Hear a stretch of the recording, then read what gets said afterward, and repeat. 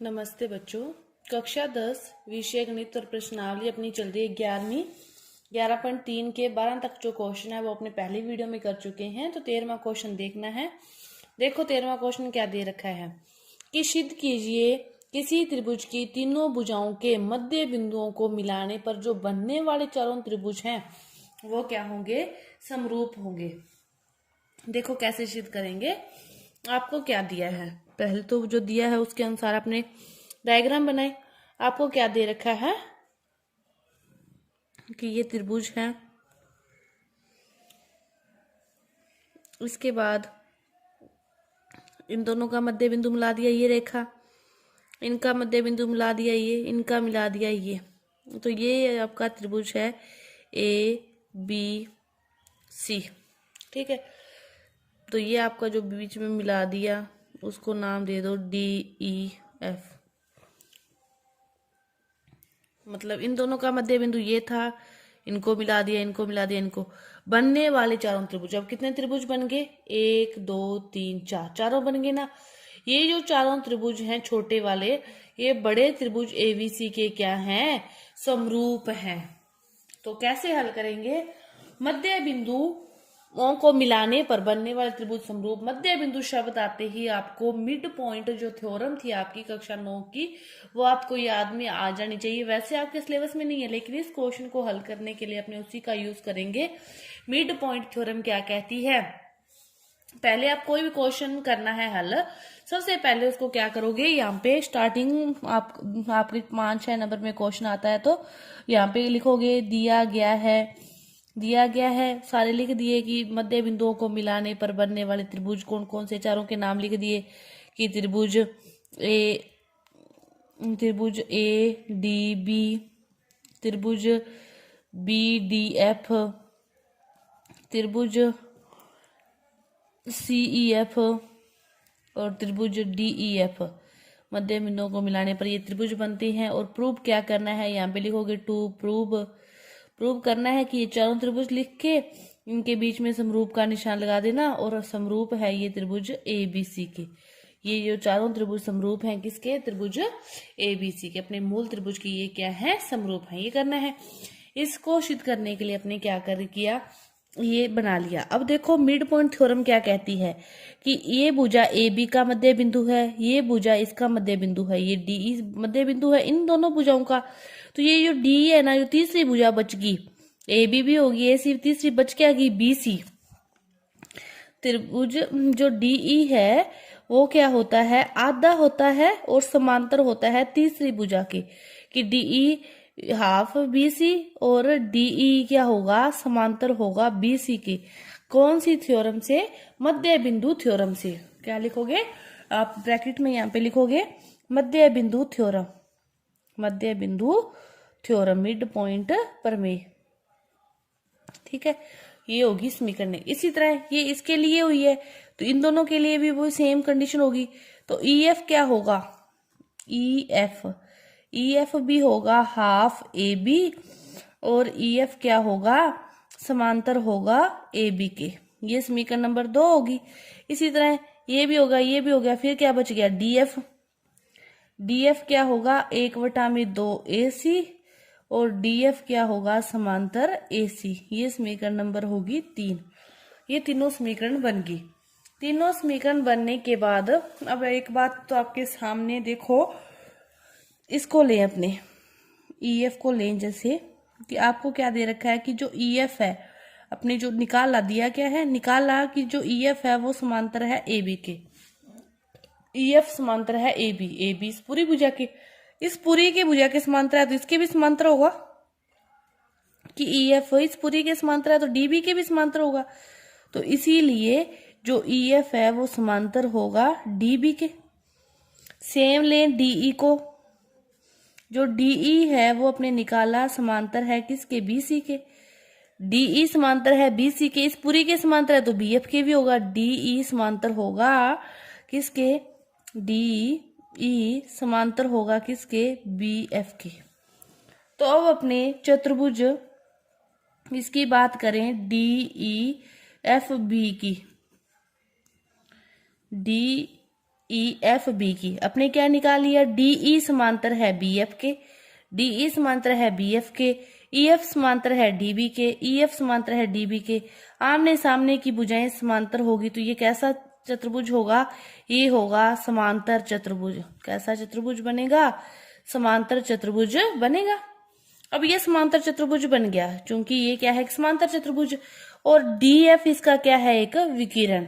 तो एक प्रमेय है वो क्या कहती है कि समांतर चतुर्भुज का विकिरण, कि समांतर चतुर्भुज का विकर्ण उसे दो सर्वांग सम त्रिभुजों में विभाजित करता है। सर्वांग सम त्रिभुजों में विभाजित करता है, त्रिभुजों में विभाजित करता है, सर्वांग सम त्रिभुजों में विभाजित करता है। तो ये जो त्रिभुज हो गया, त्रिभुज BFD सर्वांग सम होगा त्रिभुज DEF के। यहां तक समझ में आया। अब ये सर्वांग सम है तो एक प्रमेय और क्या कहती है कि सर्वांग सम जो है वो क्या होंगे, समरूप भी होंगे। जो समरूप है वो सर्वांग सम नहीं हो सकते, लेकिन जो सर्वांग सम है वो समरूप होंगे। तो ये क्या होगा, जो त्रिभुज BFD है ये समरूप होगा त्रिभुज DEF के। समीकरण नंबर 4। अब देखो ये तो अपने दो लिए थे, इसी के अकॉर्डिंग बाकी सारे लेंगे। ये ले लिया, ये इसके था तो ये इसके हो गया, ये इसके पूरे का था तो ये इसके हो गया, ये बन गया। इसी तरह इस साइड लेंगे तो ये भी बन जाएगा सेम कंडीशन से, फिर ऊपर लेंगे तो ये भी बन जाएगा सेम कंडीशन से। वही सारी कंडीशन, बार बार ये चीजें लिखनी है आपने, मैं लिखूंगी नहीं, मैं डायरेक्ट करवाऊंगी आपको। 4 नंबर में यदि क्वेश्चन आता तो सारा लिखना है। तो सेम से कंडीशन लेते हैं अपने कि चतुर्भुज DEFC भी एक समांतर चतुर्भुज है, ये भी समांतर चतुर्भुज है, ये समांतर चतुर्भुज है। तो जो त्रिभुज DEF समरूप हो जाएगा त्रिभुज FEC के। समीकरण नंबर 5। इसको लिया है तो ये इसकी हो जाएगा, इसको लेंगे इस पूरे को तो ये इसकी हो जाएगा। अब ये इसको इसके लिख देंगे। अब लास्ट जो है वो बचा चतुर्भुज, कौन सा बचा, DFEA। इसमें क्या हो जाएगा कि त्रिभुज DEF समरूप हो जाएगा त्रिभुज ADE के। ये समीकरण नंबर 6, ये समीकरण नंबर 6 हो गया यहां तक। इसके बाद देखो, इतना होने के बाद यहाँ पे भी DF इसके भी है, DF इसके भी है, ये DF इसके भी है। मतलब जो DF है वो तीनों के है भी, DF इसके भी, इसके भी, इसके भी। तो फिर ये चारों ही आपस में क्या होगे, मतलब यदि DF 5 है तो ये भी 5 होगा। अब ये 5 है तो फिर ये वाला 5 आएगा, ये 5 है तो ये भी 5, फिर ये सारे ही क्या हो गए, समरूप हो गए एक दूसरे के। तो इक्वेशन 4, 5 और 6 से, 4, 5, 6 से जो त्रिभुज हो गया BFD समरूप है त्रिभुज FEC, समरूप है त्रिभुज ADE और समरूप है त्रिभुज DEF। इतना काम हो गया। अपने जो चारों छोटे चतुर्भुज थे वो आपस में क्या आ गए, समरूप आ गए। अब वो समरूप आ गए, लेकिन अपने को क्या करना है कि मूल त्रिभुज के समरूप करने हैं, बड़े के समरूप करने हैं। तो अब चारों में से अपने एक को भी समरूप कर देंगे तो वो क्या हो जाएगा, चारों में से अपने एक को भी समरूप कर देंगे तो वो क्या हो जाएगा, चारों के समरूप हो जाएगा, क्योंकि चारों आपस में समरूप है। तो अब इसके लिए क्या करेंगे, अपने वापिस से एक त्रिभुज तो क्या करें, बड़ा लेते हैं ABC, वह एक त्रिभुज छोटा लेते हैं, कोई भी छोटा ले लो, जैसे मैं ये ले रही हूं त्रिभुज ADE ले लिया। अब इन दोनों को समरूप करने के लिए कोई भी प्रॉपर्टी अपने को देखनी है जो इसमें लग सके, चाहे एंगल, चाहे SS, चाहे SAS, कोई भी प्रॉपर्टी हो जो इसमें लग जाए। अब देखो A तो कौन, देखो ABC में भी है और ADE में भी है। दोनों में जो A कौन है, कौन A इक्वल टू कौन A, क्योंकि ये कौन सा कौन है, ये है उभयनिष्ठ, क्योंकि ये कौन सा है, उभयनिष्ठ कोण है, दोनों में आ रहा है, तो ये कैसा कोण है, उभयनिष्ठ कोण है। अपने को एक कोण और चाहिए, एक कोण और कौन सा आएगा, तो जो ये डीई भुजा है ये किसके है, बीसी के समांतर है। मध्य थ्योरम से मध्य बिंदु डीई बीसी के समांतर है, डीई बीसी के समांतर है, इसको एक ही भुजा काट रही है, तो ये वाले जो कोण होंगे ये क्या होंगे, संगत कोण होंगे, कि कोण ए डी ई इक्वल होगा कोण ए बी सी के। इसी तरह कोण ए ई डी इक्वल होगा कोण ए सी बी के। ये दोनों कैसे कोण होंगे, संगत कोण होंगे। ये कैसे कोण होंगे, संगत कोण होंगे। ये वाली समीकरण को आप 7 नंबर दे दो, जो चारों वाली है, ठीक है, संगत कोण हो गए। अब ये तीनों कोण बराबर हो गए, तो bye angle angle angle property से त्रिभुज ए बी सी समरूप होगा त्रिभुज ए डी ई की। ये समीकरण नंबर 8, ये समीकरण 8, ये 7। तो इक्वेशन 7 व 8 से जो अपने को चाहिए वो प्रूव हो गया कि इन चारों के समरूप आ गया त्रिभुज ए बी सी। यही प्रूव करना था। देख लो, बस आपको एक मध्य बिंदु थ्योरम याद रखनी है, वो याद आ जाएगी क्वेश्चन में मध्य बिंदुओं से। क्वेश्चन में मध्य बिंदु आते ही आपके दिमाग में आ जाना चाहिए कि इस क्वेश्चन में क्या करना है, मध्य बिंदु थ्योरम लगानी है, उसी से सारा क्वेश्चन आपका सोल्व हो जाएगा। ये था आपका 13वां क्वेश्चन। इसके बाद अपने जो क्वेश्चन हल करना है आपका है 14वां क्वेश्चन। देखो 14वें क्वेश्चन में क्या दे रखा है, आकृति में दर्शाए अनुसार, आपको आकृति दे रखी है, उसमें आपको क्या दे रखा है, आकृति में दर्शाए अनुसार आपको दे रखा है कि जो ए बी लंब है बीसी के, डीसी लंब है बीसी के, डीई लंब है एसी के। तो आपको ये प्रूव करना है कि सीई डी समरूप है ए बी सी के, ठीक है। इन दोनों त्रिभुजों को क्या करना है, समरूप करना है। समरूप करने के लिए कोई भी प्रॉपर्टी लगनी चाहिए, एंगल एंगल चाहे एस चाहे सी।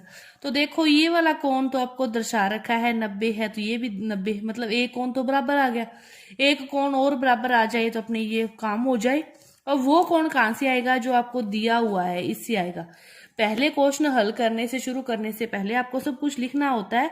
यहाँ पे लिखोगे दिया है, क्या क्या दिया है, ये सारी चीजें यहाँ पे लिखते हैं। फिर क्या प्रूव करना है वो भी लिखना पड़ता है, टू प्रूव कि त्रिभुज सीईडी समरूप है त्रिभुज ए बी सी के। अब लिखते हो उत्पत्ति कि हल कर रहे हैं हम, ठीक है। तो कोण, जो कोण ए बी सी है इक्वल है कोण डी ई सी के बराबर 90 डिग्री। यहाँ पे लिख दोगे दिया है, यहाँ पे क्या लिख दोगे, दिया है, ठीक है। अब दूसरा कोण ध्यान से देखो क्या दे रखा है कि ए बी लंब है बीसी के और बीसी लंब है डीसी के, कि जो बीसी है वो लंब है ए बी के भी और जो बीसी है वो लंब है डीसी के भी। दोनों के एक साथ ये लंब कब होगा, जब ए बी समांतर होगा डीसी के। जब दोनों भुजाएं समांतर होगी तो ही दोनों पे एक लंब आएगा ना। तो अपने को क्या दे रखा है, मिल गया कि ए बी समांतर है डीसी के, मतलब ये वाली भुजा ये समांतर है और इनको एक ही भुजा काटे तो ये वाला जेड आकृति पर जो बनने वाले ये कोण होते हैं एकांतर कोण होते हैं, और ये क्या होते हैं, एकांतर कोण होते हैं, और ये क्या होते हैं, बराबर होते हैं। तो कोण ए किसके बराबर आ गया, सी के। कोण बी ए सी इक्वल है कोण ई सी डी, एकांतर कोण। तो कौन बराबर आ गए, तो वाई एंगल एंगल प्रॉपर्टी से जो त्रिभुज है ए बी सी समरूप होगा त्रिभुज सी ई डी के। यही हमें प्रूव करना था, आपको प्रूव हो गया। सोखा सा एक छोटा सा क्वेश्चन था, आपके 14 तक जो क्वेश्चन है वो पूरे हो गए। धन्यवाद।